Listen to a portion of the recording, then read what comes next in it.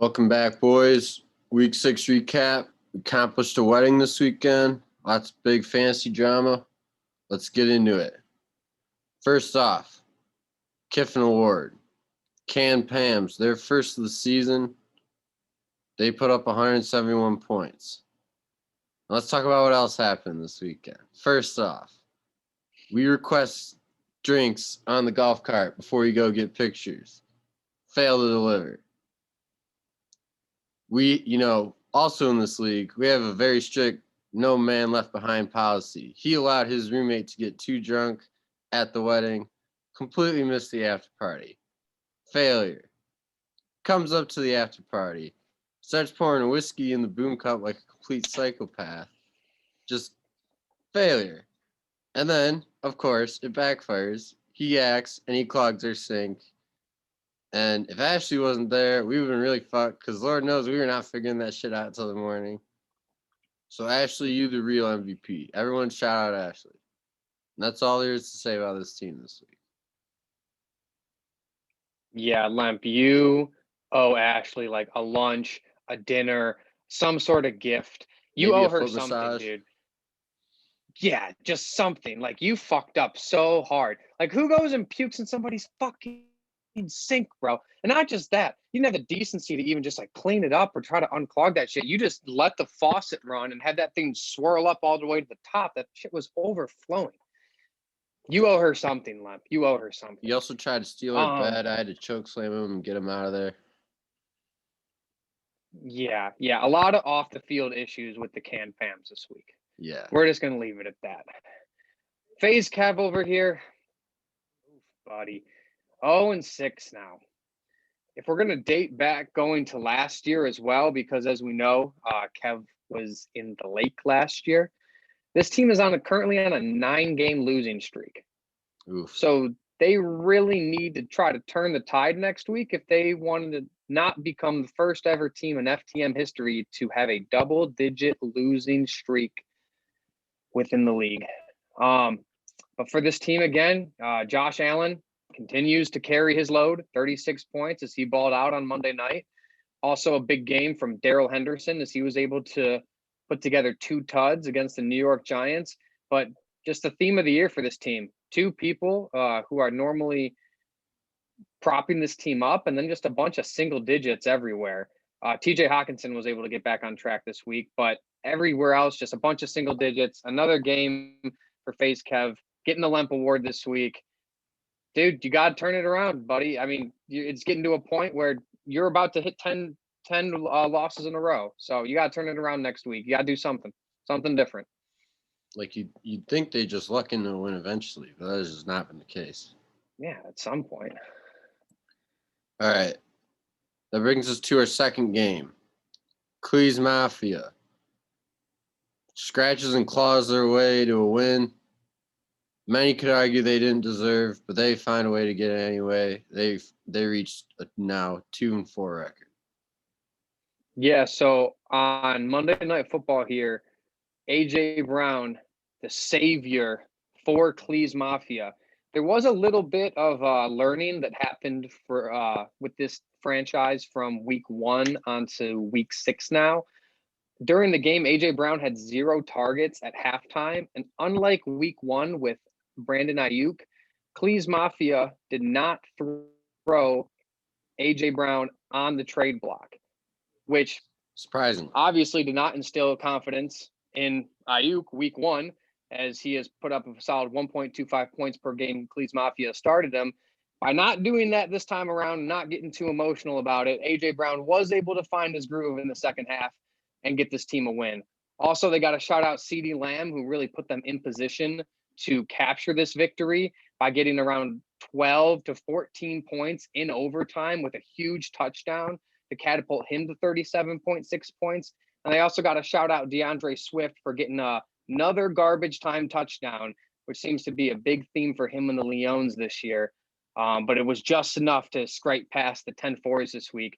But, I mean, Cleas put together an okay week and everything. But the real question here is, Travis, where did it all go wrong this week? I mean, that's a great question. Pretty much everywhere it could have gone wrong, it did go wrong. Tyler was given the award for worst manager, comparing his starting lineup to his bench. We get the award for below expectations, failing to reach our projections. Stafford hit 30. A lot of averageness across the board outside of that. Williams with only 4. Just can't have that. Expect him to be a workhorse for our team. Marquise Brown with 7.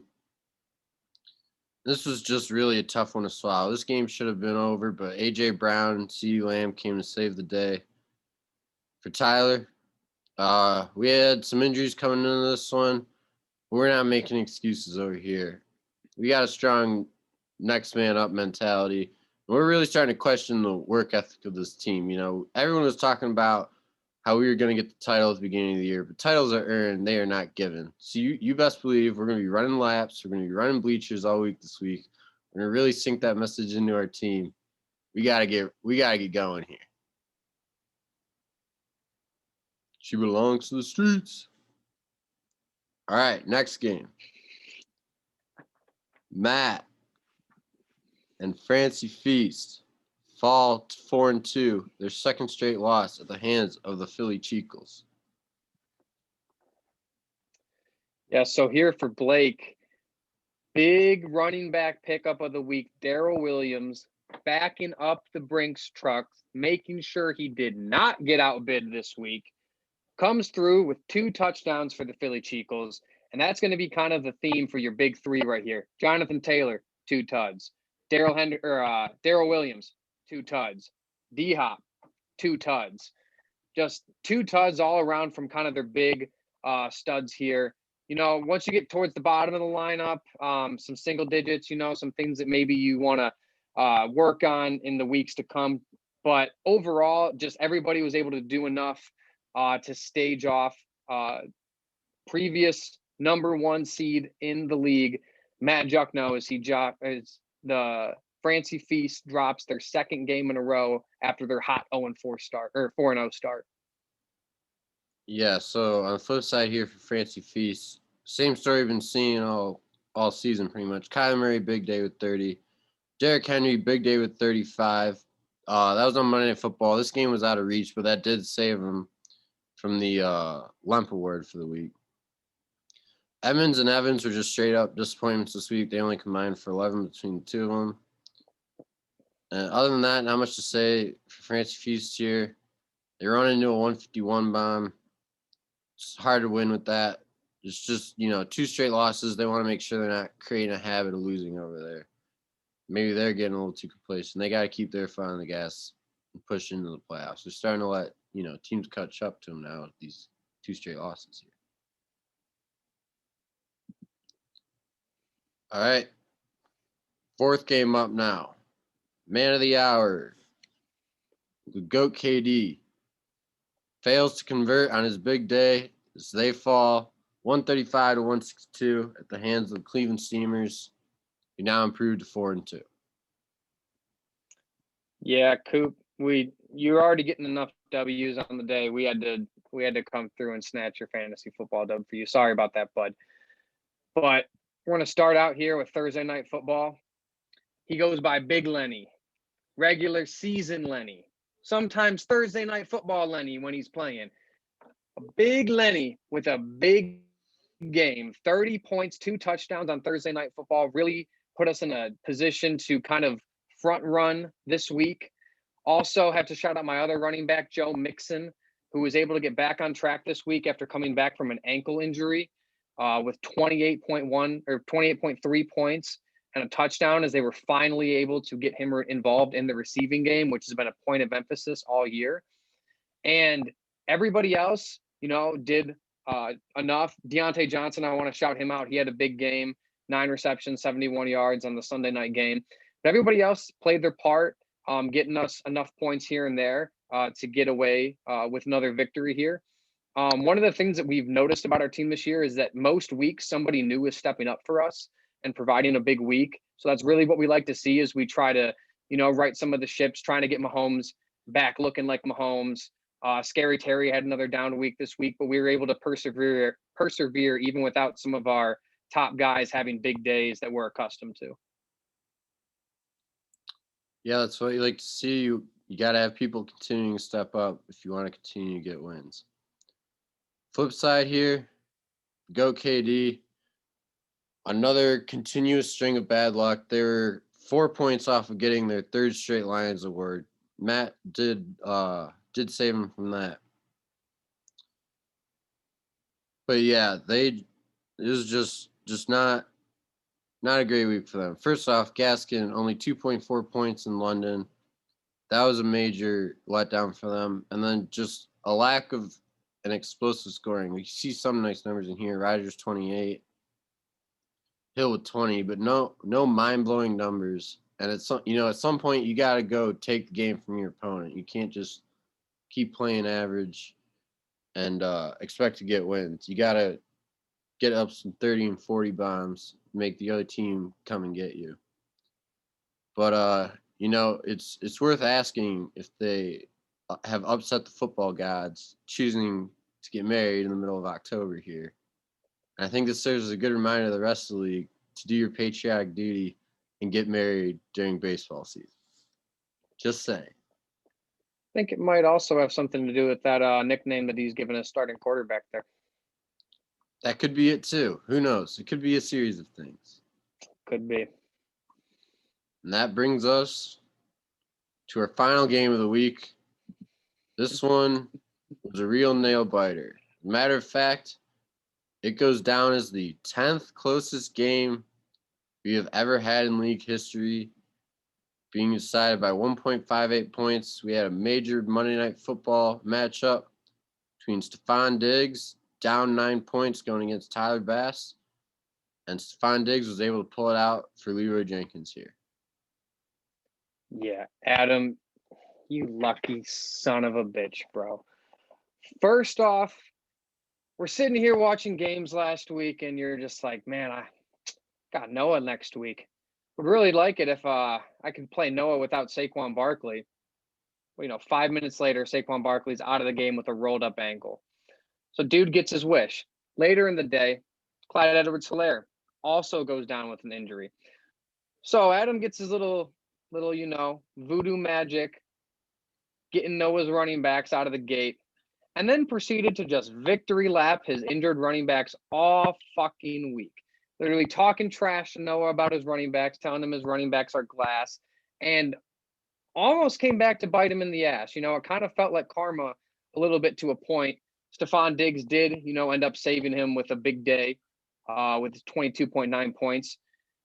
Adam's running backs were also able to outscore Noah's running backs by 41.7 points, as Noah's running backs could only muster up 3.5 points as he tried to scratch and claw somebody off the waiver wire. But Noah, this is also a lesson to you. Don't let other people know what you bid on somebody, because then they're just going to go around and tell everybody what you bid on them. And then somebody's going to outbid you. And then guess what? You're going to be stuck with no running backs going up against a team with a workhorse power running backs.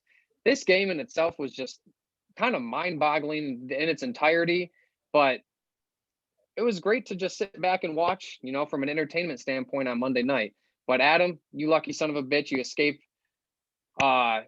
with this one. If the Bills would have kicked a field goal at the end there, maybe Noah squeaks by with the win, but they decided to go for it, and Leeroy Jenkins ends up becoming 4-2 and knocks the previous leader of the East, DeezeNuts, back down to 4-2 as well.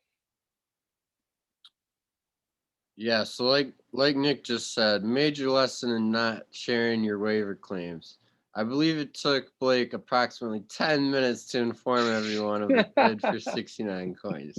Maybe it was 9, I'm not quite sure.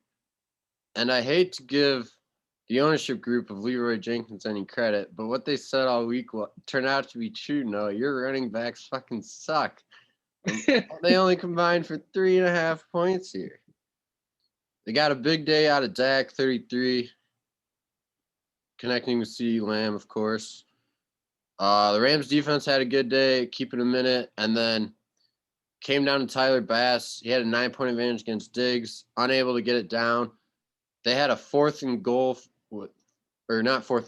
and short inside the 5, probably less than a yard at the end of the game. They could have kicked it to force overtime.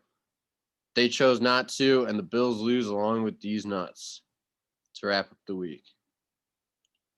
They now sit at 4-2, still strong, sitting atop the league, tied for top of the league. We'll see if they're able to rebound from this loss.